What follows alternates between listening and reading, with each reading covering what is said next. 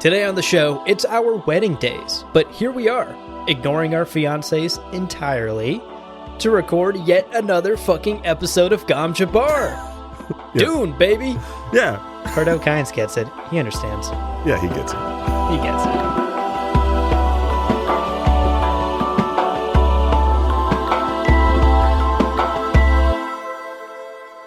Welcome to Gom Jabbar, your guide to the iconic world of Dune. We'll be exploring the themes, philosophies, and characters found in the sandy depths of this vast universe. From Frank Herbert's groundbreaking novels to the adaptations on film and TV, and today, again, comic books. My name is Leo. And my name's Abu. And today we're talking about House Atreides, issues 7 and 8. Yeah.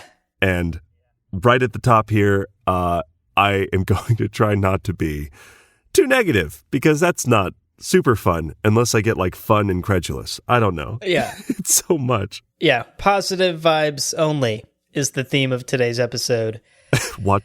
We're going to fail immediately. We're going to try our best. We're going to fail immediately. Negative vibes. I think we are failing as we are trying to explain. This intro sucks. Oh, God. Yeah, it's been a while since we have revisited this comic book series, but a few months ago, we started reading Dune, House Atreides, which is a prequel comic book series written by Brian Herbert and Kevin J. Anderson. Right. It's actually based off of a book of the same name and has been adapted to the comic book medium. And I'm personally a big comic book reader, so I always love to see my favorite series and worlds adapted to new mediums. So we figured we would check this series out. Yeah. We are now 8 issues into this 12-issue run. Yeah. We have covered the first 6 of them, 1 through 6. And the goal today is to cover issues 7 and 8. Yeah.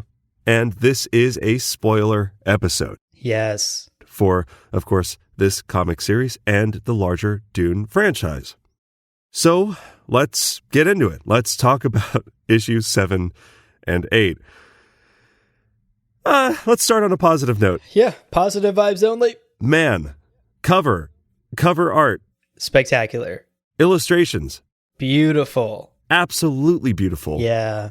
And this is thanks to artist Evan Cagle and variant covers by Cagle and Jeff DeCall, which is how I think you say those names. Thanks, guys. Y'all are great. Really. The art is like one of the redeeming qualities of this series. Yeah. And if anything, I at times felt sympathy for these really clearly skilled artists because anyway, it's interesting. What an interesting series this is. Yeah, definitely. I agree 100%. I think I've voiced this on previous House Atreides episodes we've done. The art in this series is spectacular, and the credit really goes to the illustrators and the artists, right, who are bringing this story to life. Whether or not the story deserves to be brought to life. Okay, let's jump right in. Positive vibes only. Positive vibes only. Yeah, right. Positive vibes. The issue opens. Issue 7 opens on Arrakis with planetologist and DILF, which, for those of you who don't know, stands for Dad, I'd like to follow into his dreams of a green Arrakis. Definitely. Pardo Kynes. There he is. Handsome lad. Yep. He's soon to be married. Oh, yeah. Yeah. Tonight. It's happening. Tonight. It's happening. He's not interested in it. No. But we have to catch up a bit, and these first panels do this. It catches us up. What has happened? Well, we don't know how much time has passed. Don't tell us. Some amount of time. Right. The amount of time necessary for him to convince a woman to marry him is the amount of time that has passed. Since that assassin threw himself onto his own knife rather than kind of mess up his hair, the Fremen are like, this guy's probably a prophet. Yeah. I mean, look at him. Right. And also, that guy stabbed himself. That's crazy. Probably some form of messiah, probably some prophet. And God, let's depart from positive vibes for a second. Right. Veering off into negative vibes for just a hair. Just a hair. Just immediate left turn on this long road trip. Just as a side note, this is so heavily parallel to Paul's journey on Dune. Yeah, oh my gosh.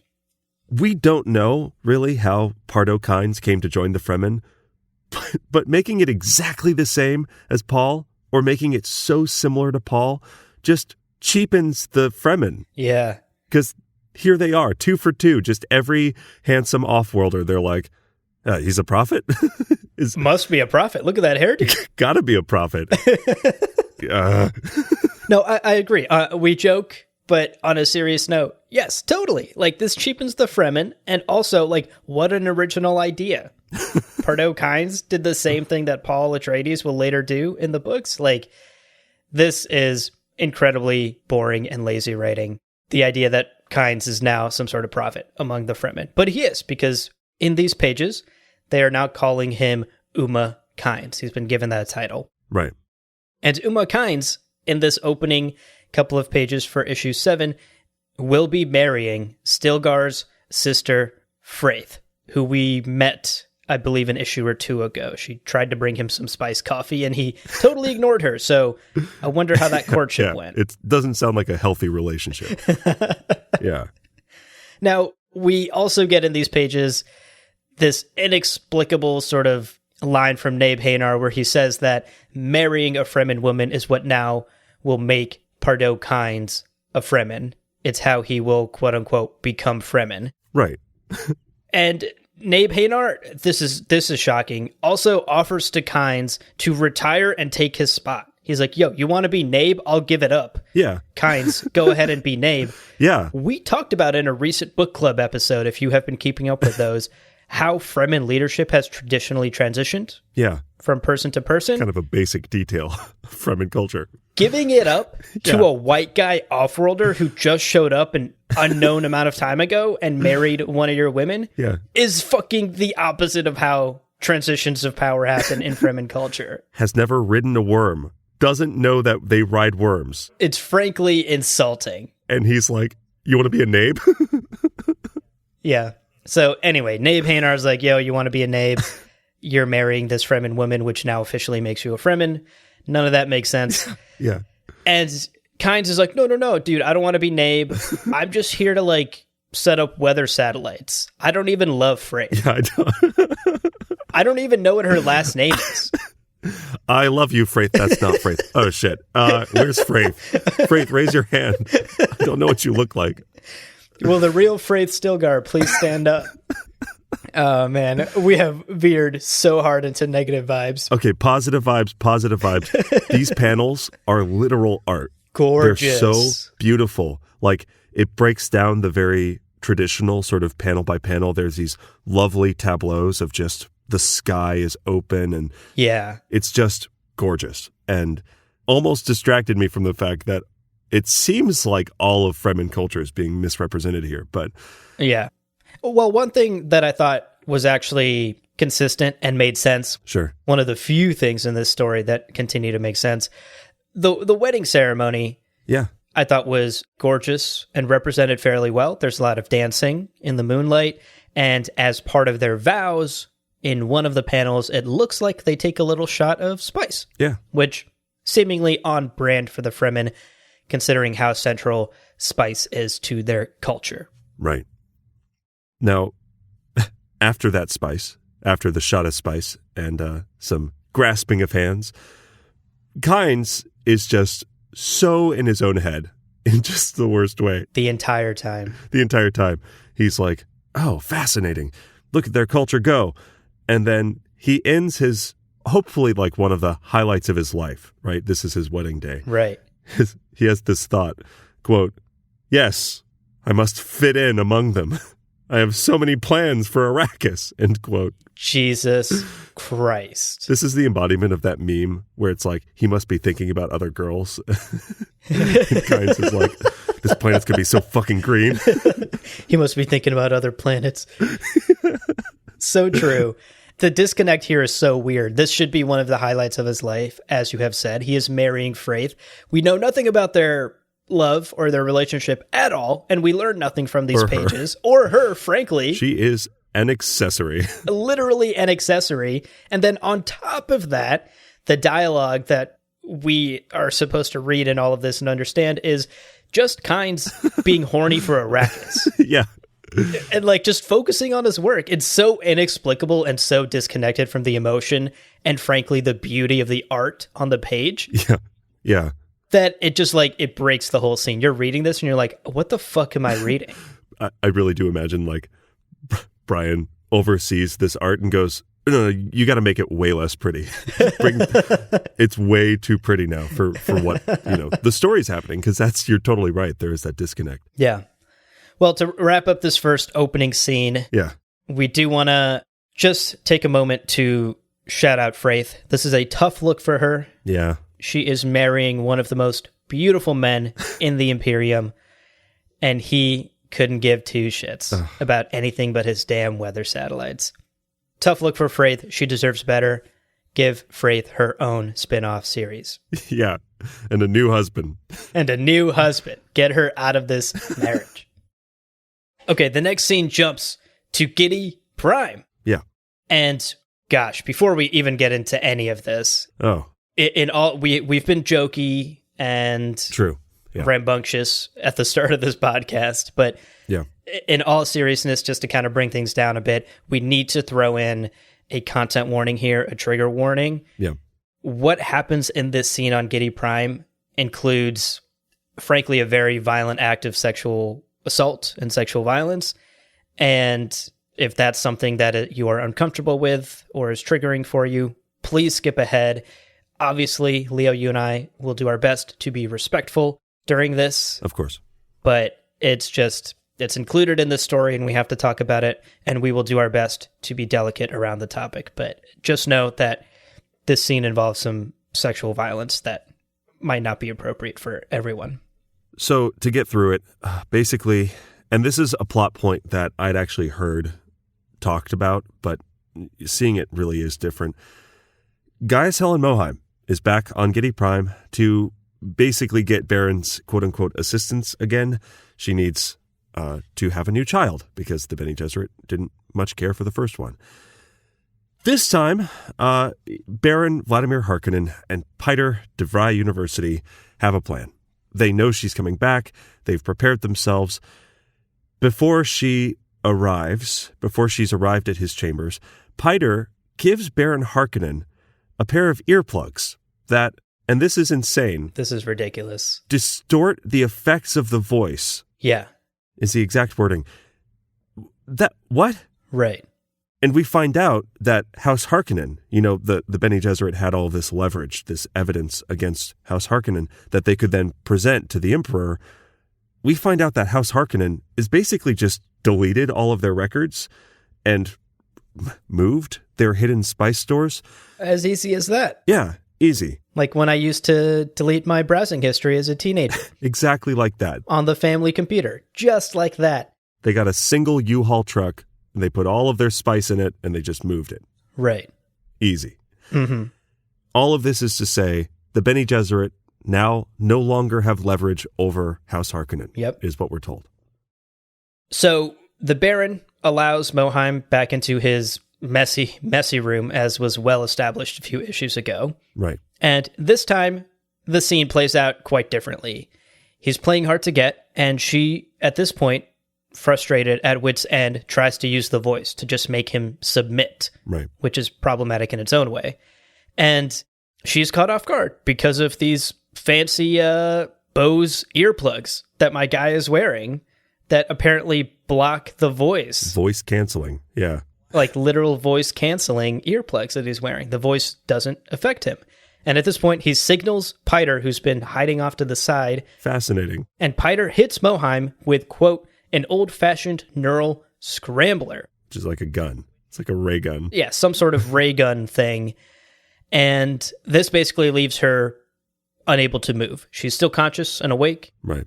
But her body is now paralyzed and she cannot move. Right. And again, if you have listened thus far, one more time, just a content warning, this is where the sexual assault takes place. So Feel free to skip ahead if that's something you're not comfortable with. Now, he claimed that the Procreation Act with women disgusts him. Right. But that clearly doesn't really apply in this situation because although the Bene Gesserit have no leverage over him, they have no way to force him to do this. he decides that he's going to take Mohiam by force, giving her effectively what she wanted to get from this whole scenario, but just in the most evil way possible. Yeah. It's evil, it's disgusting, it makes no sense, and we'll talk about that in a second. Yeah. During the violent act, now, in addition to conceiving a child, which, of course, Mohiam is guaranteeing with her metabolic control, she also delivers to his system a virulent pathogen that we learn all Reverend Mothers, apparently, just have in their bodies.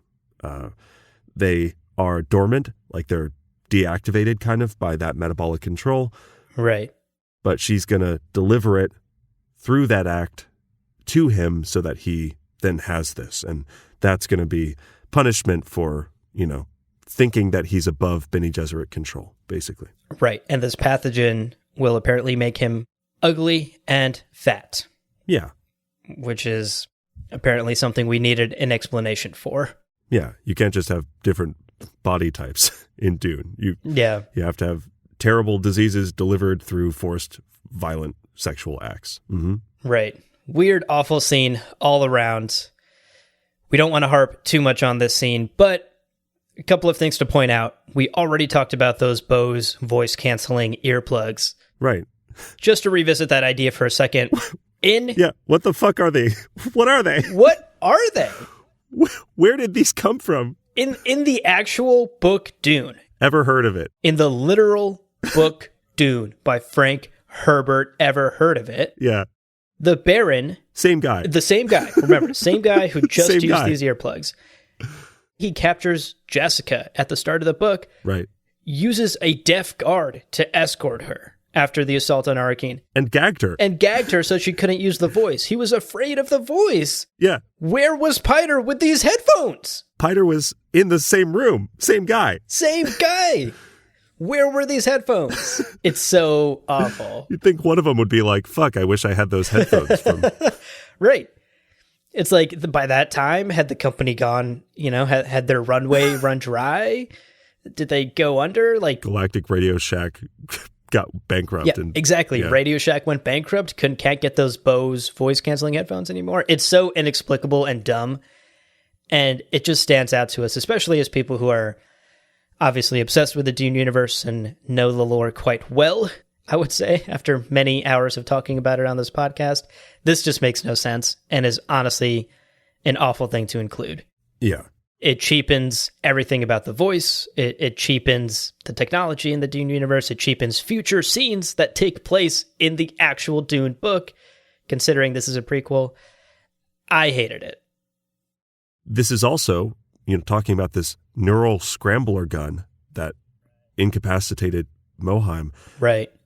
It's so weird. I mean, it's somewhat reminiscent of like the T-probe or like the box of pain, because it's that nerve induction, or maybe it's breaking up the connection that the Reverend Mother might have with her body and controlling her body. But you have to think that there's something in the 6 books by Frank Herbert, or even the Dune Encyclopedia. Yeah. There's got to be some way to incapacitate someone that isn't inventing a new type of ray gun. Right. Plenty of ways already exist within the Dune universe. All you got to do is read the encyclopedia. Yeah. Even just read Dune, Grimskull, Shiga wire. These are things that are used to incapacitate. And without getting too specific, there are scenes later in the Dune books where a Reverend Mother is incapacitated by Shiga wire. This is primary Dune. Yeah. You just do that. I don't know. Yeah, it's wild. And look, does it sound like we're being super nitpicky? Yes, absolutely. It is difficult to write a prequel. Yeah, that's true. To such a large story with such deep world building and lore. Yeah. And yes, prequels always, to some extent, will be inconsistent. It happened with the Star Wars books and extended universe. I mean, one of the biggest questions I've always had as a kid was like, how has lightsaber technology never gotten better? In the thousands of years Jedis have existed, they're still just using a stick? Yeah. With like a laser beam that comes out of it? Like, yes, technology, especially in a science fiction universe, very hard to keep consistent, especially if you're writing a prequel. There are a lot of challenges. We do acknowledge that. Right. And yes, to some extent, we are being nitpicky. Like, okay, maybe the voice-canceling headphones just didn't show up in the novels because whatever, prequel inconsistency, yada, yada. The core issue that I think I have with these things, beyond like, oh, this technology doesn't show up, is that it literally cheapens core things in the Dune universe. It cheapens the voice. It cheapens the Bene Gesserit. Like, would Mohiam just be caught off guard with Piter standing in a dark corner with a laser gun? Like, oh no, my weakness, someone behind the door. Right. Like, come on. Like, she is a reverend mother. She's one of the most powerful people in the universe. Yeah, we dedicated an entire episode to her. She's one of the most powerful people in the universe. It's just, it's not the technology that I personally have an issue with. I can excuse that just because prequel messiness. Sure. And timeline and lore world building messiness. What I can't excuse, though, is that it cheapens other critical parts of the Dune universe by introducing these technologies. Yeah, no, you're 100% right. It is the cheapening of these themes and these characters and the abilities that we spend 6 books getting to know very well that is really the frustrating core of this. Absolutely. And speaking of cheapening of characters, actually, this assault, right?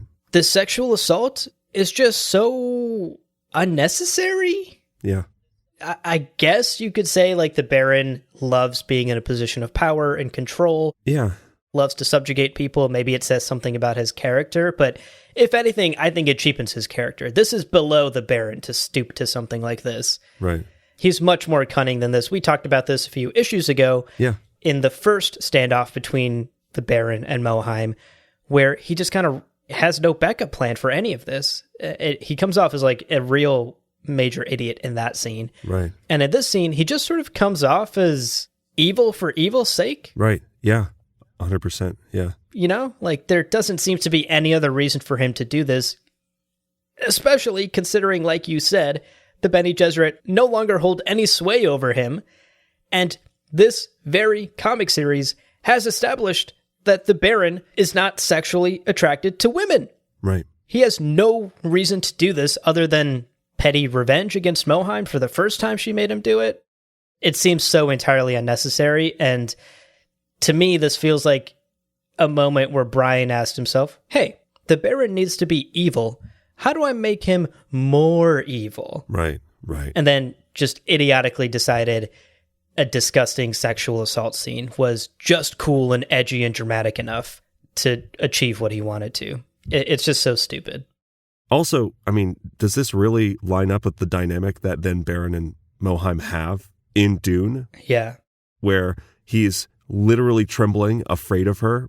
It just doesn't line up at all with, you're right, him as a character. Not to be too Team Baron here on Gom Jabbar. Yeah. But he has subtlety and brilliance. Yeah. It's just a cheap caricature. Yeah. And anyway, we should move on. So after the assault, Baron is like, don't ever demand anything of me again. Mohiam leaves, thinking to herself, yeah, I got you. Got you with the disease. Yeah. Also, really quick side note, making it a disease that she gave him, there's a line in Dune where Baron is looking at Beast Raban going, yes, he's going to thicken up nicely in his older age. He'll also need suspensors. Right. It's something Baron almost has pride in, and it's something that Baron sees in Beast Raban and says, yeah, you're going to have it too, and that's good. Good for you, bud. Yeah. Yep. And this completely contradicts that. Completely. And dare I remind our dear listeners, that's Dune by Frank Herbert. Right. Ugh. I think it's kind of important to be in line with at least that book. At least that one. Yeah. At least that one, please. Anyway, positive vibes. Okay, positive vibes. Okay, let's move on to the next scene. Yeah. Where we are back on Caladan. Yeah, beautiful. And we join young Duncan motherfucking Idaho. Yeah. As he walks up to the gates of the Atreides palace on Caladan. Yeah. And really, really wants to meet the Duke Paulus Atreides. Right. And the palace guards aren't so sure, like, who's this kid? Why are you here? What do you want? Yeah. But Duncan Idaho, being the badass that he is, even at this young age, is insistent. Right. And he won't give up, and he's tenacious, and he sits on that rock. Right. for like 2 days, seemingly, I think. Yeah, he sits in front of the gate, basically like, I'm not going to go till I meet the guy who runs the planet. Exactly. And they're like, okay, kid, enjoy sitting there for multiple days. Right. So imagine going to the White House lawn and planting yourself, demanding to see President Joe Biden. Right. That's what's happening here. Somehow it works. Basically, on day 2 of him waiting outside, one of the guards finally decides to ask more about him, I guess. He's like, yeah, you know what, kid? It's been 48 hours. Right. Maybe I'll ask you some exposition, right? Yep. Who are you? What'd you do? And Duncan's like, well, I came from the Harkonnen homeworld. And the guard's like, what? Say less, my guy. Let's get you in there. That's literally it. That's it. Yeah. They're like, yeah, here's the undivided attention of Paulus and Leto Atreides. The grand meeting that I envisioned in my head. This is it. This is it. And it gets better, Leo. It gets grander. Just you wait. Just you wait. Because as he's in this audience chamber with Leto and Paulus, yeah, his plea to Paulus basically boils down to, hey, yo, my guy, Paulus, I hate the Harkonnens, and I like you because you hate them too. Yeah. We're on the same page here. That is quite nearly a direct quote. Ruler of the planet's like, word? Fuck yeah. Hell yeah, kid. Anyone hungry? Let's eat. Let's eat. It's so inexplicable. And the next panel, they're having a meal. This guy runs the planet, and he's like, kid from another planet, cool. Invite him to lunch. This is great. Oh my gosh. Is mac and cheese good? Are you into mac and cheese? A delicacy here on Calad. Caledonian mac and cheese. Famous in the galaxy. So over this Caledonian mac and cheese, young Duncan Idaho basically gives his very short life. He's like 8 years old at this point. He gives his very short life story to Paulus. Right. I can't believe this. And Paulus drops, honestly, an absolutely unbelievable line. I'm like tearing up just trying to read it. I need you to read it. I can't. Okay. Turn my gain way down. Any young man with balls as big as yours is a man I must have as part of my household. I'm Paulus Atreides. End direct quote. Direct quote. Oh my God. Such good writing. Wow. How did this not win every award? It almost reads as a parody. Yes. It starts almost seeming like this is like a meme YouTube video about Dune. Right. Oh my gosh. Yes. This shocked, reading this sentence coming out of the mouth of Duke Paulus Atreides shocked me to my core. And I simply cannot believe that a grown adult would unironically write dialogue like this for one of their characters. A grown adult who has written many books and has had many of them published. I cannot believe this made it to the page. I am fucking shook. Yeah. You imagine early versions of this, early drafts of this novel. Readers going, that's great. What a good line from Paulus Atreides. Oh, God. Great character. Love it. Damn.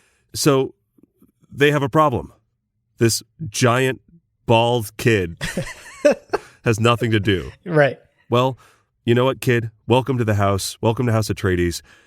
We need you to take care of our Seleucid bulls. Right. Bulls from Seleucus Secundus, I guess. Easy peasy. Plot foreshadow easy. We, in Dune, saw the head of the bull that, skewered Paulus Atreides in primary canon. So, obviously, as a prequel, we know where this is going. Yeah. But the next morning, we're still on Caladan. Leto's mom, Helena Atreides, is kind of being a jerk. A huge jerk. Oh, my God. She's being prejudicial towards these Ixian kids. And in this little section, Leto and Romber are also about to get a new teacher, which is kind of exciting. Yeah. Helena is worried that God is punished. Which God? Choose one. Doesn't matter. Who knows? Yep. Who knows?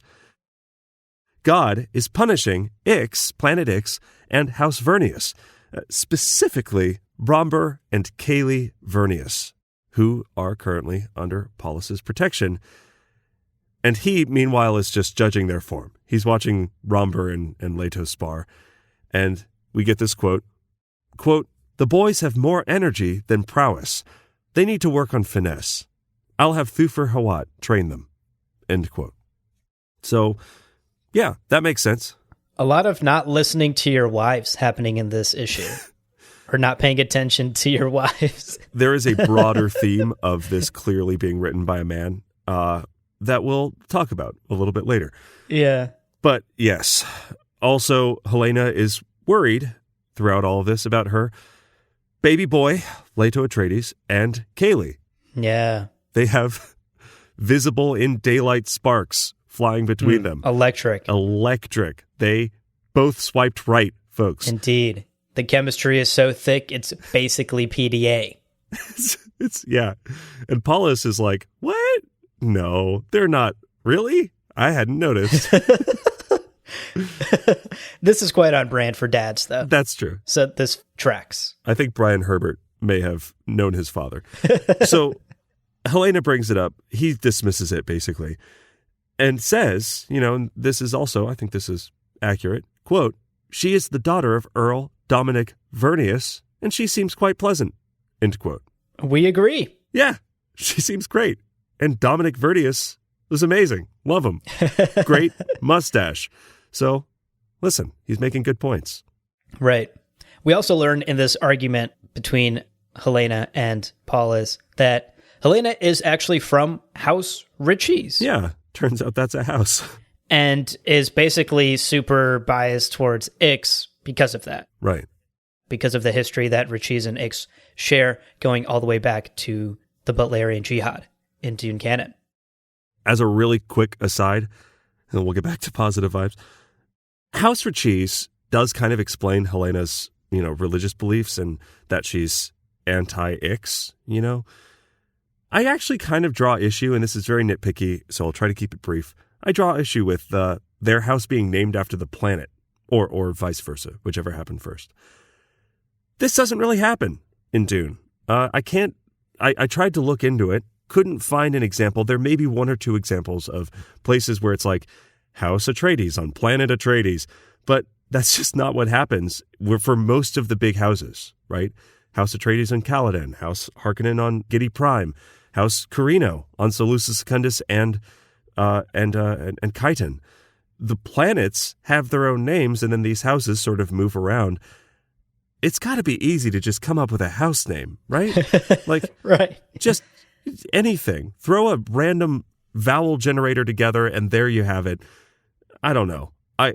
Again, this just kind of rubbed me the wrong way, because it does seem, in the same way that those Fremen practices were so misrepresentative of Fremen culture, I feel like this flies in the face of imperial nomenclature. Yeah. It just doesn't make sense to me. Anyway. And also, to be clear, you don't even have to come up with a house name, because in the Dune Encyclopedia, which I just pulled up, there are like 50 listed. Yeah, pick one. Just pick one. It's easy.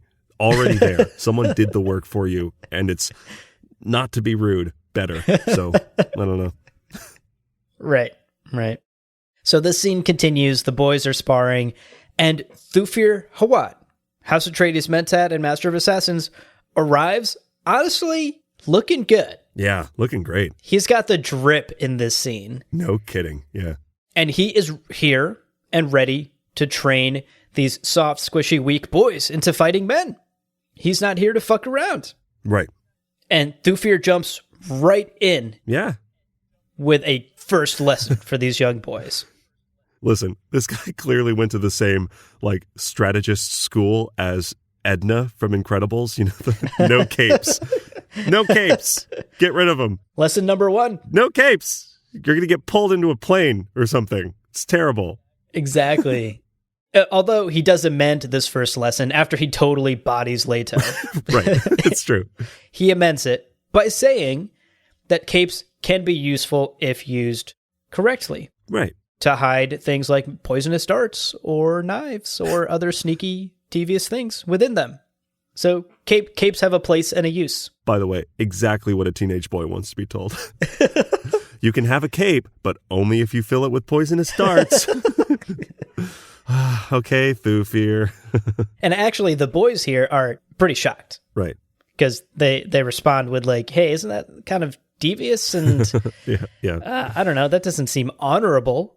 Doesn't seem like an honorable way to fight. And Thufir jumps right into lesson 2, baby. He says, quote, is your intention to show off for the ladies?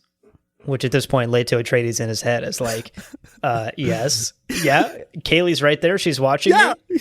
Yes. Uh-huh. How do I show off? What do I do? How do I do it? But Thufir continues, intention to show off for the ladies or eliminate your opponent. This is not a game. End quote. Solid. So he kind of brings reality down on these 2 young idealist boys and tells them, hey, a fight to the death is a fight to the death. Right. Doesn't matter how you win. The goal is to survive. Good lesson. Yeah. Now, this scene ends with a final panel of Thufir, again, looking real scary and murderous. Yeah. Those eyebrows are out to kill, folks. Very Lynchian. Yeah. Very Lynchian. And he tells them, quote, fight as if your lives depend on it, end quote. And their training begins. Yeah, absolutely. Good stuff. Good to see young Thufir out here doing some work. Young is in quotation marks there. Younger? More in his prime. Yeah, indeed. It also, we're always told that he's the house master of assassins, he's Mentat and master of assassins. Right. We don't really get the fighting Thufir as much in Dune, so it is cool. It's cool. I like this element of his character. Makes him more complex. Yeah. The next section passes so quickly. It's okay. We get 5 panels. Gaius Helen Moheim is back at Wallach 9. And she says, during these 5 panels, I am pregnant. Mm-hmm. And that's it. Oh, okay. It is such a waste of time. Of ink. And I genuinely, after reading that, went, what? Okay. And felt bad pretty much immediately for Dev Promanik, who had to illustrate these panels. Because they're just nothing. They're nothing panels. And we talked a lot about in the first couple of episodes of us reading House Atreides, pacing issues. Yeah. At this point, it's hyperbole. Like the idea of we're going to give you 5 panels for 1 sentence. Could have been an email, was a single sentence. Just include that as a thought next time we see her. It's, I don't know, whatever. Yeah. What an inefficient use of ink. Yeah, I don't know. Fine, moving on. Back to positive vibes. Back to Kaladin in the next scene. Yeah. This is the final scene of issue number 7. Indeed. In this final scene of issue number 7, we are back on Kaladin with Paul and Romber. Yeah. And Paul basically tells Romber, hey, you showed me around Ix. Now it's my turn. I want to show you around Kaladin, my home planet. Hopefully we don't get fucking attacked on this one. Right. And wait, I just thought of unfortunately, the Oceanoids are rebelling against the evil. It's so bad. Oh no, not the Oceanoids. And before they head out to explore Kaladin, from a window, completely unprompted, they've got a heckler. Yeah. the grown woman and Duchess of this planet just yells out at Romber, go somewhere else. Yeah. Bro, get out of my yard. You go away. This is so wild. Paulus is like, Helena. Yeah, what? What are you doing? Helena, get back over here. We were talking. Why are you screaming at children from the window? Yeah. It's so weird. Anyway, again, we're really hitting this point home that Helena does not like these Ixian children on her planet. We get it. It's subtle, but if you read carefully between the lines, you might notice that she doesn't like them. Yeah. Hard to pick up on. That's why we're making this podcast, to really dig into those deep cut details you might be missing. This scene continues. Paulus pulls his wife back from the window. Yeah. And what are you doing? She turns to him and says, quote, "This is your doing, Paulus. you will be the one to face the consequences. And, quote, begin heavy-handed foreshadowing. Murderous vibes from the heckler in the window. Yeah. Right. So I think we can all guess where this is heading. Right. Now, Robert, a little shaken up from this heckling, Right. is in need of a day out at sea. Yeah. Fresh air, that salt breeze. Lovely. Love it. Yeah. Classic Caladan. So Leto takes him out on a small sailing ship and they head out into the waters. Right. Now, the plan for them on this lazy day out at sea is to sail out to some reefs and go diving for these Caledonian coral gems. Yeah. Sounds great. Which sounds like a lot of fun. Sure. Until Leto drops a little bit of a fun fact about them. Uh-huh. It turns out Sure. that these Caledonian coral gems Uh-huh. will burst into flame if they touch oxygen. Oh. So if they are taken out of the water and are exposed to the open air, they will burst into flame. But apparently they're really pretty. So, yeah. They're so pretty. Trust me on They're this. so pretty.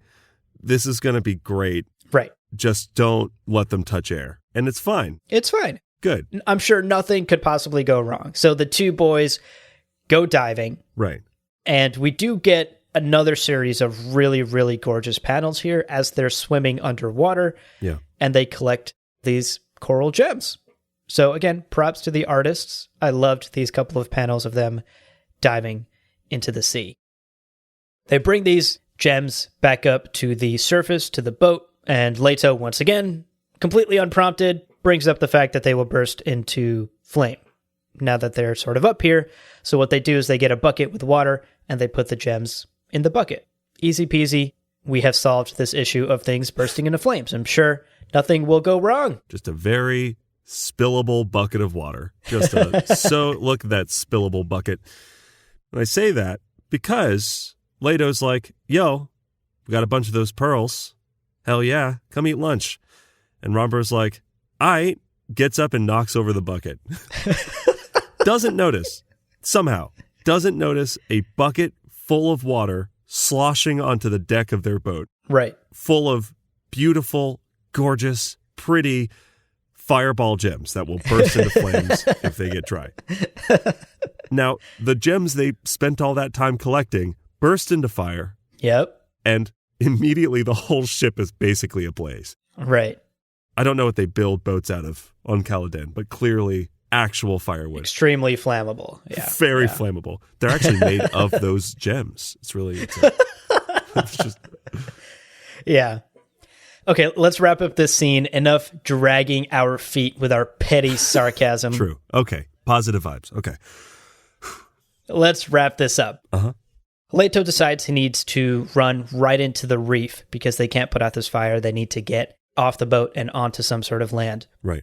And they jump out of this flaming boat into the water, and this issue then ends with them floating in the water, looking back at this boat, and joking around that, wow, that was a close call. Not as close as Ix, but what an adrenaline rush, buddy. Hopefully someone will come find us now that we sent out that SOS. End scene. Right. Yeah, because Romber sent out an SOS. Yeah, it's just such like why can't you just swim away? It doesn't matter. The reefs were so close. You were just there for the pearls. It doesn't matter. Let's talk about issue 8. Yeah. But folks, issue 7 really left us feeling neural scrambled. No kidding. So we're going to take a quick break. Hang out. Don't spill the bucket of pearls. We'll be right back. Okay, welcome back. Let's jump into issue number 8, which is just an absolute whirlwind. So let's waste no time jumping right in. Yeah. The first pages of issue 8 open up with Duncan Idaho on the planet Caladan. Yeah. He is working in the Atreides stables with those Seleucid bulls. And look, folks, he's enjoying himself. Yeah. He's making friends with the bulls. Yeah. And he is honestly loving every second of this menial labor. Right. This kid's balls are huge. Now, they're huge. Now, Duncan's suspiciously mean boss, this bald man with a big droopy mustache, scolds him, Right. telling him that these bulls should be riled up because they're entertainment for the stadium, for those bullfights that are coming up. Yeah. Now, Duncan is a bit worried, and he expresses this to his mean boss. Right. He, after spending like 48 hours with Seleucid bulls, is now an expert and believes that they're being drugged to make them overly aggressive and overly agitated. Right. And that worries him. Naturally. Kid's from Gidi Prime. Right. He's 8 years old. You're 8, dude. He's like, these bulls, man, I haven't seen bulls this riled up before. And I'm like, have you seen these before? When? You were in prison 36 hours ago. Yeah. And Duncan's boss here, rather than, blowing this off or just being like, don't worry about it, kid, you don't know what you're talking about, rather suspiciously questions Duncan's sort of like 1 in a million shot in the dark theory that the bulls are being drugged. Right. It's got to be. And flips out on Duncan. He says, quote, "I bet you're another Harkonnen troublemaker." End quote. So subtle. Super subtle stuff. Yeah. So subtle. Bald dude with a mustache accusing Duncan of being a Harkonnen. I wonder. Now, one thing I do want to call out about this scene is that the panels are quite gorgeous. Yeah. There's this opening panel that is almost a full page that shows this Seleucid bull looming over Duncan, Idaho. It's gorgeous. There's bright red colors, and you see the red eyes of the Seleucid bulls. Yeah. And it looks fierce. It looks great. And then, of course, the scene ends with this final panel, this somewhat of a transition, where we are from the bull's perspective watching as Duncan tries to talk to his definitely not a Harkonnen spy manager. Right. And it's just really good line work with the black and white that sort of fades off the edges of the frame and transitions us to the next scene. Absolutely agree. So shouts to the artists. A gorgeous scene here, and the bulls definitely got their due. Totally. Next up, we're on Wallach 9. Love it. Bene Gesserit School. Right. We're here, so we have to be following Gaius Helen Mohiam. Now, she is among a bunch of cribs. This is the panel. She's looking down angrily at her now year-old daughter, the one that she had first. She is pregnant. And she is still very angry and disappointed in this child because, again, remember in a past issue, after giving birth to this child, all of the Reverend Mothers were basically like, this baby is not well. It's got health problems. It's not strong. Its power level is too low was the joke from that episode. She is reflecting on all of this before and I'm just resentful that I even have to say this. She kills the baby. Jesus. It's fucking awful. And I had to check Brian's book to verify this because it seems too fucked up. Like, it seems too crazy, disgusting, awful. Right. And I was like, no, clearly I just didn't understand the panels. Like, clearly I didn't get what the panels were supposed to tell me. No, this is what happened. Apparently, in Brian's book, the baby has like misshapen bones and a bunch of health problems. I didn't see that it was necessarily like terminal health problems, and maybe this was like, I didn't see that, but it's awful. And of course, it doesn't seem like anybody told the illustrator. Yeah. Because the prior panel, we get her among the cribs, we get this shot of the baby, and it's just the cutest, oh my gosh, beautiful little baby. Cute as a button. It's cute as a button. Yeah. A cute button, too. Not even an average button. It's cute as a cute button. And it's just so awful. And I don't understand. Also because it's not like the Bene Gesserit School doesn't have a bunch of shit that needs doing. Right. To throw away, even if someone has health problems, it's like, no, they're not. You're making the Bene Gesserit School sound like, I don't know. It's just cheapening the Bene Gesserit sisterhood. Yeah. To this, like, kill anything that's not useful or can be. It just doesn't make sense. So all I'll say as we move on is, if you want to know more about Gaius Helen Mohiam, we dedicated an episode to her. Yep. And it's just this sort of unjustified cruelty is not who she is. Not her MO. She is so much more nuanced. Not her at all. And then in the next few panels, apparently that murder put her in the mood to give birth, because right after that, she gives birth to baby Jessica. Jesus. And thank God we can move on. Cool. Yeah. Ugh. What an awful scene in there purely for shock value. Seems like it. Yeah. Awful. Alrighty, the next scene. We are back on Caledon, and it's festival day, folks. Yeah. We're in the Plaza de Toros, and Paul Atreides is here honoring the children of Earl Dominic Vernius with a bullfight. Cool. As he does. Yeah. He's famous for these bullfights. His favorite. Nothing out of the ordinary. I'm sure it will go splendidly. So fun. Yeah. Now, Duncan is still worried about the bulls. Yeah. I assume it's been a few days. He's still stressing about them. Within those couple of days, he's become even more of an expert on bulls. Yeah. And now he's really worried. He spent 3 days, knows 3 times as much. Right. He's cramming those 10,000 hours into just a couple of days. It's a miracle. He's a miracle worker. He's Duncan motherfucking Idaho. Have you seen him climb a rock? Right. Yeah. Greatest fighter in the known universe. Also grade A bull expert.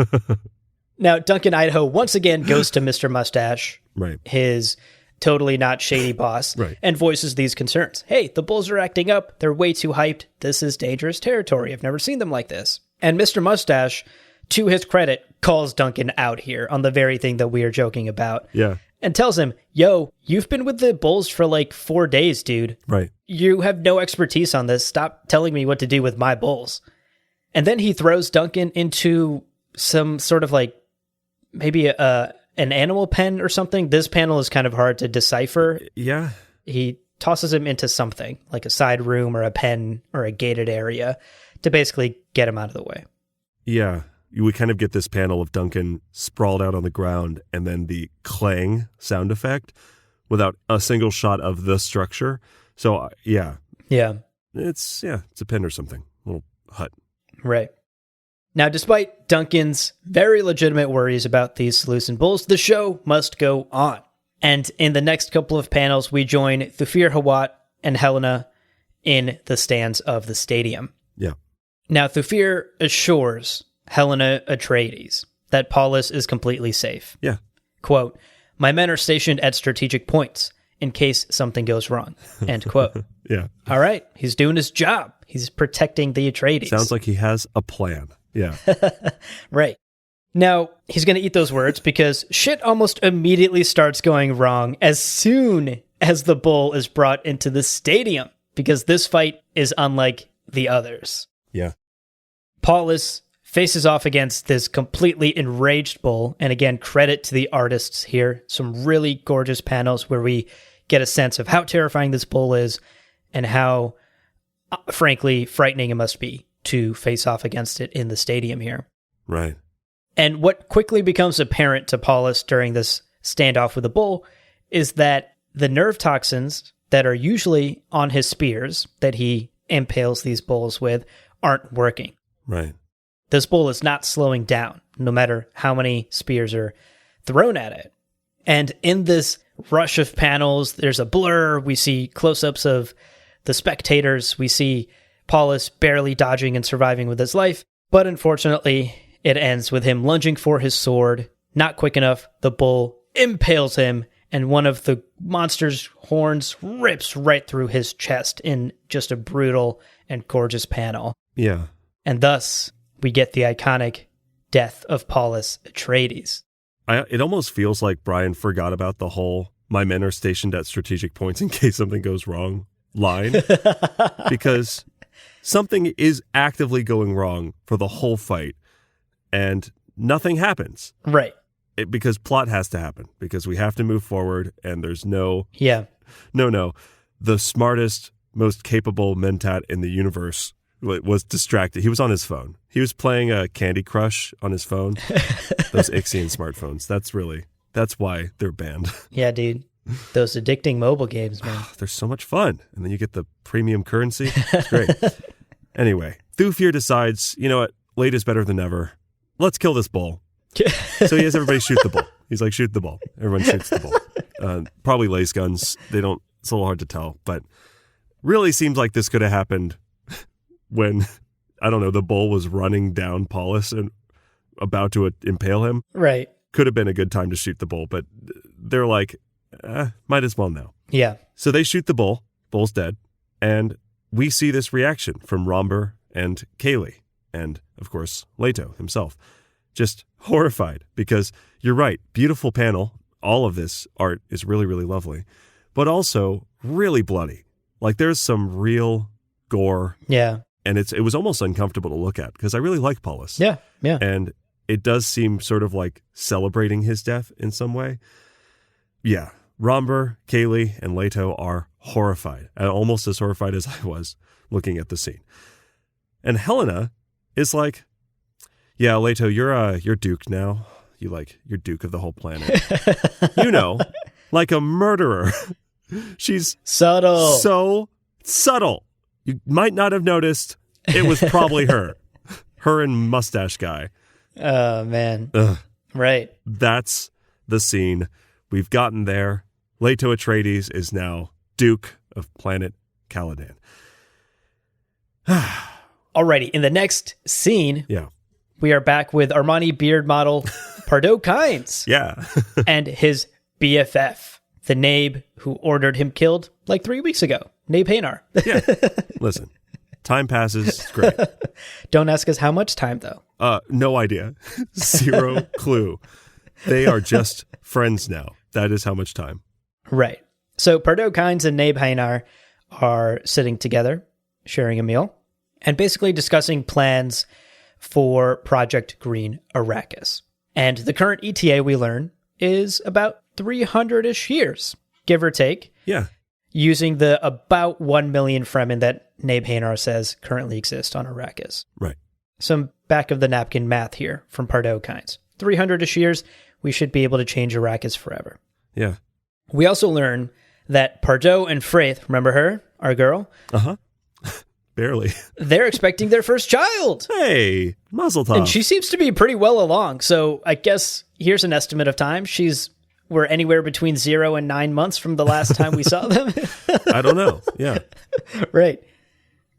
And here in this scene, we get, I guess you could call this excitement. I don't really know what to call this, but Pardo thinks to himself, wow, this is great. I'm going to be a father. This will, quote, serve my long-term planning, end quote. Yeah. Almost the thought that a dad might have. Almost. Yeah. Close. We're getting closer. But he's still so obsessively focused on his work. Again, it's so weird. This Pardo-Fraith relationship is like totally botched in this story. Yeah. Yeah. So then the scene transitions, and in the next panel, some amount of time has passed. Don't ask us how much. It could be a minute. It could be many weeks. Yeah. But it's time to go. Sure. Young Stilgar is going to take Kynes to the southern polar regions, which, as we know from the Dune books, is a 20-thumper journey. Right. Which is exactly what Stilgar tells Kynes here. Now, this next exchange is this is ridiculous, but Kynes is like, hey, how are we going to possibly get that far south, right? How do we travel that far in the desert? Yeah. He's learning just now, after having spent time with the Fremen, married a Fremen woman, is about to be a father, was offered the title of Nabe. Right. Now he is just learning. Yeah. That, wait a second, the Fremen ride worms, yo. This guy is slick. I'll give him that. He's great. Day one, making friends. Right. I cannot picture a world, despite his slickness, I cannot picture a world in which he hasn't been with the Fremen for like a year, maybe a year and a half. Right. Living among them. Day one, he said, I'd like to see everything. Exactly. Direct quote. And the Fremen were like, might as well. We're going to kill him soon anyway. Show him everything. Right. My guy has been around since day one. And you're telling me that a year and a half in, he's like, what? Worms? Jessica and Paul saw that not even they didn't even get to Sietch Tabr before they saw that. This is right. Literally unbelievable. Before Stilgar all but confirmed it to Jessica. I cannot believe this, but It's wild. whatever. Again, it just seems like Right. time means nothing. Nothing matters. Time is meaningless in this story. So, Oman, one of the younger Fremen who advocated for Kynes back in the day, is going to go through his Worm Rider ceremony. He is going to become a Sand Rider today and graduate to full-on Fremen. And he does that in the next couple of panels. And these are, I would say, of the 2 issues we've read today, Yeah. the most gorgeous panels thus far. Yes, 100%. Yeah. Stunning stuff. The worm looks incredible. The desert, the climb onto the back of the worm. Yeah. It's all really, really beautifully illustrated. I do want to point out that the worm is jumping in the panel Leaping. like a whale, like a whale does. That it does seem like no one told the illustrator very much about Dune. Because you're right. Some of the most beautiful art I've seen recently, even just recently, not even just in this book. It's beautiful. It's really, really gorgeous. But they are silhouetted on the back of this worm. You know, the sky is alight. It's beautiful. Flames, reds, oranges, lovely. Yeah.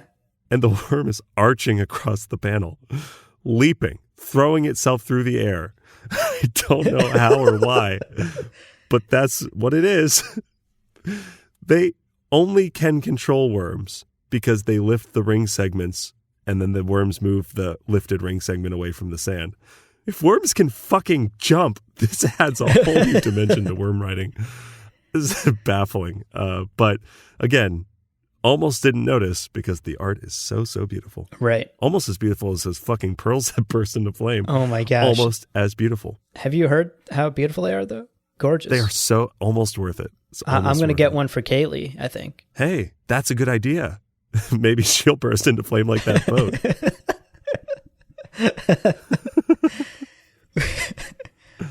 Now, once everyone is on this worm, Pardo is like, there's a funny panel of him just like wide-eyed, like, yo, which appropriate response for your first time riding a worm. Totally get it. Oh, for sure. Yeah. And Pardo says, it will take us many days. 20 thumpers is a long way to go. Joke's on all of them, though, because time is meaningless in this story. Boom, flip the page, next panel. Next panel. We're in the Deep South, folks. Embarrassing. We have arrived. Idiots. No idea how comics work. Cool. So they arrive in the South Polar region, and we learn that there's ice in these caverns, in these Fremen caverns, and they have palm trees and cacti in this base. And Pardo, once again, loses his mind. He's so excited to see this. This is proof that his plan can move along nicely. Yeah. He's happy that the Fremen are doing what he hoped to achieve on Arrakis. They are well on their way to turning Arrakis into a green, lush planet. And it's clear to Pardo, especially here, that the Fremen are the people that can help him achieve it. Mm-hmm. A few moments later, a messenger arrives right behind them. I don't know why he just didn't take the worm they were on. Did he take a separate worm? Yeah. I don't know. A few moments later, in the next panel, a messenger arrives for Pardo. Right. To relay an extremely important message. Yeah. His wife, Fraith, has given birth Hey. to a healthy baby boy. Hey. What's his name? And as we know as readers and fans of Dune, Yeah. we know this is Liet Kynes. Hell yeah. The Liet Kynes. Love him. And for once, we get a little bit of emotion from Pardo here. He seems quite happy about this. Like not like super overjoyed. He's not like no. doing backflips or anything. That's not his style. It would mess up his due. Right. But he seems genuinely happy to be a father and to know that his son has been born. Yeah, maybe. Pleasant stuff. Maybe he's genuine. I don't know. Yeah. Maybe he's just excited for a green Arrakis. Seems like that's the entire content of his character. You know, now that you point that out, he does also think now the Fremen number 1,000,001. Right. So he's like, oh, it'll only take 299 years now if I put my child to work at age 4. He's like, yes, that's 5 minutes faster. Yeah. So, you know, maybe his excitement is less about being a father and his child Oh my God. and more about how quickly this dream can come about. Great point. He's just crunching some numbers. God. The next panel We are on Bela Tegus. Yeah. Love it. One of the more obscure planets in Dune. Yeah. And we're here with Shando. Yes. Shando. Shando Vernius. And lovely. Bela Tegus is one of the first planets that the Zensuni Wanderers, a.k.a. eventually the Fremen, were sent to after Porotrin. Yeah. So this is a cool place. This is I like that this planet is making an appearance here, and it looks great. Right. Really, really beautiful. Yeah. The panel is gorgeous. The art, beautiful. Fields of flowers. Right. Looks great. Definitely looks great. I love the interpretation of Bela Tegus on the page here. So beautiful. Now we learn on the planet, Lady Shando has been here undercover. Right. Running a small farm with the help of some loyal Ixian retainers that have come with her. Right. Everyone here is sworn to secrecy. Everyone's undercover, right? Right. We've all established this. Yeah. We've talked about it, sent the memo out. Everyone knows this. We also learn that all records of her have been erased. So a lot of record erasing happening in these issues as well. Nobody should know who she is or where she is now. She has completely taken on a new identity and is laying low here on Bela Tegus. Right. To be clear, she is thinking this. She's not claiming this for someone. She is thinking in the way that comics give us reality. Right. That all of her records were erased and that nobody knows where she is. There's no record of her being on this planet. She is nobody. Exactly. That immediately turns out to be false because, surprise! Baffling. Yeah. Imperial forces arrive and have found her and are like, Lady Shando, you're part of an exiled house. Right. So clearly, not all the records were erased thoroughly enough. You always got to double check your browsing history and make sure it's properly erased. So mom and dad don't catch you. They're always snooping. Does seem like Brian just forgot that sentence again. Does kind of feel like that. But whatever. We do get some kind of almost comical writing here. Yeah. Because she's been here long enough to have a farm. Right. With retainers. Right. Who are loyal and know that she's living undercover, as we've talked about. Right. The memo has been sent out to everyone. They all got it. They have read receipts on. She knows they saw it. Ship is landing. Guy runs up. Ships have landed. Imperial ships, my lady. Direct quote. Direct quote. Shando's like, shut up. Don't call me lady. Don't idiot. call me my lady. Like, what the fuck, bro? You saw the memo. Seems like a simple request. And again, one that probably should have been put to rest months ago. I don't know when they got to this planet. Moments later, the Emperor's men show up and they're like, yo, you're Lady Shando. And she's like, no, don't know who you're talking about. That's not me. Right. And then a guy. I imagine it's the same fucking guy. Could be the same guy. Could be someone else. Hard to tell. Lunges in, going, my lady, leave her alone. No. Direct quote. He is immediately killed. Yeah. Now, she has a couple of seconds. She's got a few seconds here to contemplate just how fucking awful her people are at keeping a secret. She's like, don't tell anybody, but I have a crush on Dominic. Immediately, they're like, Dominic! Just, they're bad at keeping secrets. She is killed. In this moment, she is killed. Lady Shando, rest in peace. The troops who came to deal out justice, I guess, and found her, despite the fact that we're led to believe this is impossible, kill her. And this begs the question, fucking why? Did she Wait, are really... you talking about this comic series as a whole, or this, Yeah. this scene in particular? The prequel, the whole book, going back to the 90s. It's genuinely confusing. Yeah. Why Lady Shando needed to die. She is presumably capable. She's intelligent. She has a good head on her shoulders. Narrative-wise, the story is not made better by her being killed. Nope. The bad guys look more bad. The evil guys look more evil. But it really does seem like that's it. Yeah. All it is bad guys need to be bad. And the thing that has always rubbed me the wrong way about some of these books, and specifically Brian Herbert's books, but now these issues, and maybe you all will understand this if you didn't already, not everybody has to die. You don't have to kill every fucking good person just because you want to have a dramatic like, it's so unnecessary. The other side of this, and I've kind of teased at this broader theme for a bit, but Shando is a wonderful character, seems lovely, seems totally capable. On page, everything she's done is following men around. Yeah.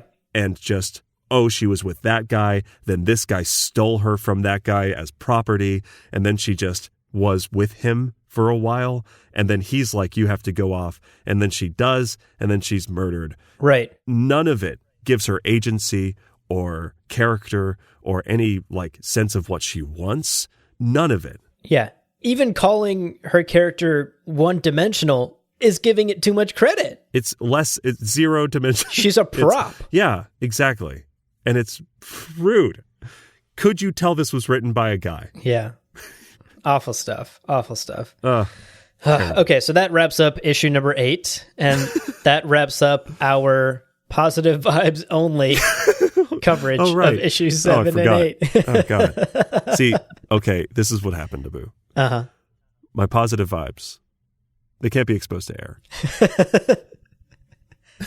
Or they burst into negative vibes. They burst into negative vibes. And you know what? I realized I fucked up my whole booth full of air. So listen, that's on me. Yeah. Too much air in my room as well. Yeah. Oh, shit. See, we fucked up. Can't expose positive vibes to air. Okay, let's wrap up today's episode just with some general thoughts. I think we have shared plenty of our feelings throughout this conversation. It should be fairly obvious to our listeners how we feel about this series thus far.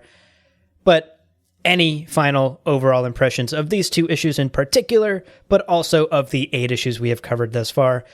What do you think, Leo? How's this journey been for you? More immediately, I will say I liked 7 a lot more than issue 8, which is to say, to be clear, I didn't like issue 7, and I fucking hated issue 8.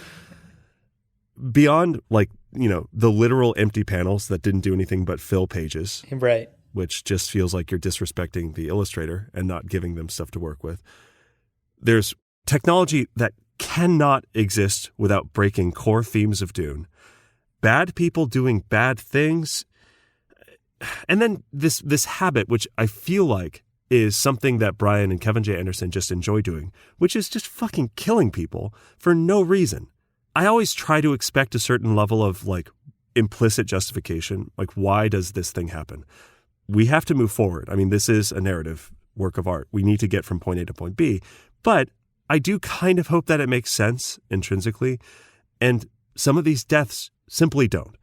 Now, I do think about, like, in Dune, we have very early on, and again, spoilers for Dune, Duke Leto, Dr. Yui, and Esmar Tuick all die within the 7 pages of each other. There is a fair amount of death in Dune. But every one of those men had desires, they had goals, they had things they wanted to accomplish, and when they died, characters who remembered them, things that power structures in place felt the ripples of those deaths. Those deaths had ramifications within the broader kind of narrative of Dune, right? Yeah.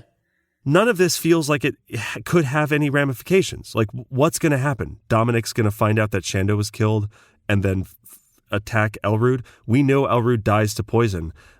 There's so little. I can't fully judge it. To take a step back from my incredulous rage, I can't fully judge it because we're not yet at the end. And listen, Mama didn't raise a quitter. We're getting through this. We are getting through this together. Yeah. But I really just anticipate either being more and more justified in my anger, right, or I guess it's possible I'll have to apologize for not trusting the brilliant direction of Brian's writings. But that's me. That's my thought.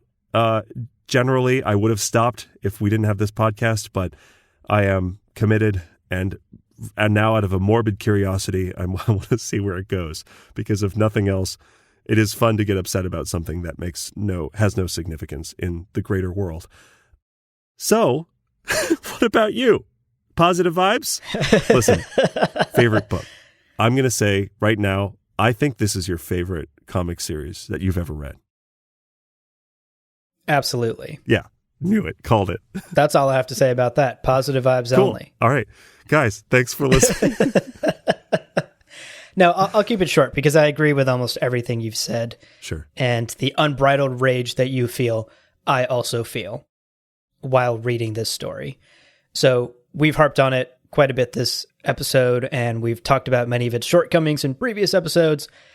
I think I have given this series enough benefit of the doubt. Right. I personally have spent 8 issues trying to suspend my disbelief, trying to overlook some of the small things, trying to put myself in the creators' shoes, in Brian and Kevin J. Anderson's shoes.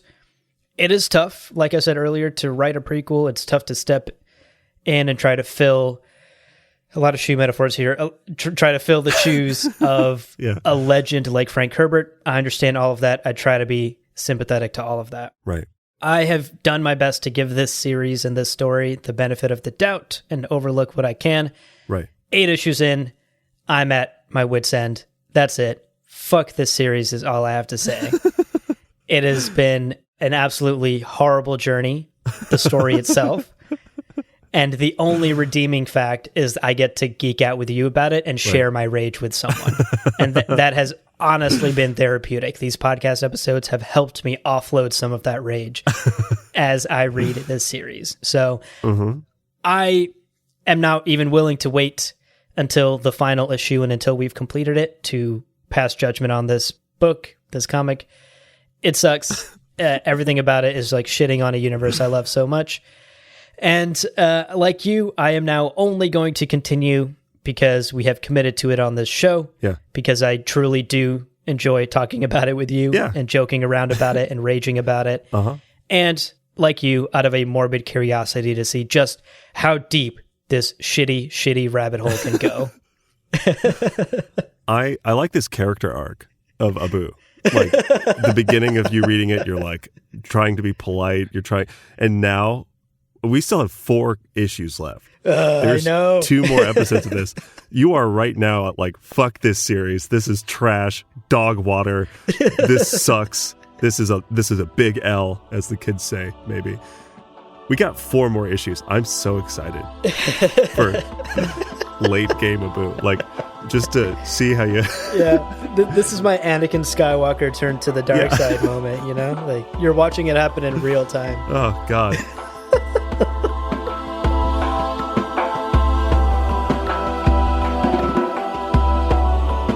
Well, friends, there is no real ending. It's just the place where you stop the recording. But this podcast is always one step beyond logic, so help spread the word of Muad'Dib and leave us a review on Apple Podcasts. And be sure to check out the other shows on the Lore Party Podcast Network on loreparty.com. You can also follow us on Twitter and Instagram at lore_party. Thank you so much for listening, and remember, he who controls the podcast controls the universe. We'll see you on the Golden Path.